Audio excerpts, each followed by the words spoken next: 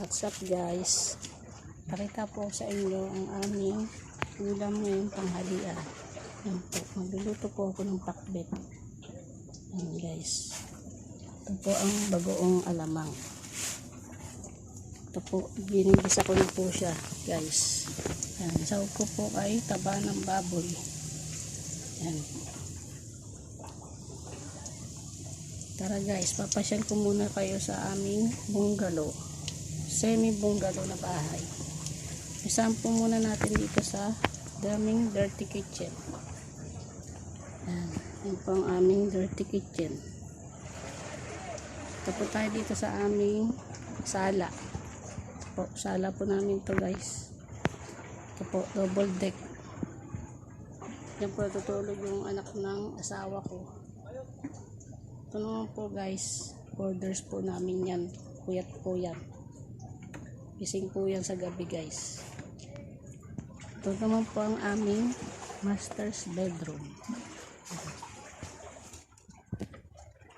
Ito po guys yung aming mga Doberman. Mga harmless naman po sila guys, mga babae.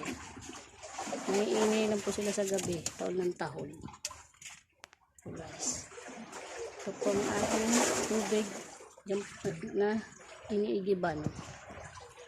Iipon po namin yan guys kasi po wala po kaming tubig dito sa aming bahay. Kami po ay nakikiigib lang sa aking biyanan. Yan guys. Habang ginigisa ko po ang aming ulam. Punta muna tayo ulit sa aming terrace. Ito ang aming terrace. Ito po ang dagat ng Maribeles, Bataan. Ayan guys.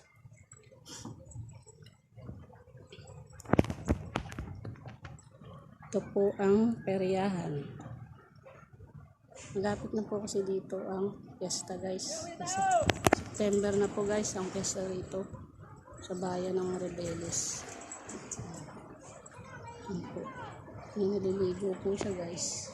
Ayan.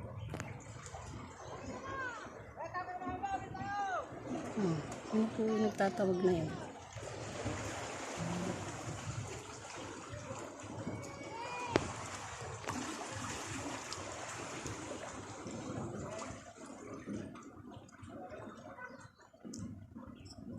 Thank you for watching guys. Sa sunod po ulit, luluto muna ako ng ulam namin.